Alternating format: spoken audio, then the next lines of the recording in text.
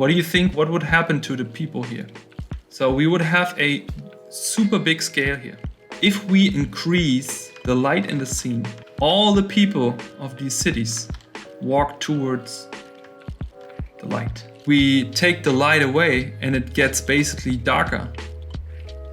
Then all the people would walk towards the city of shadows. All the values and all the color range is shifting towards the darker end. Does this make sense? And is it understandable? Yep. Great.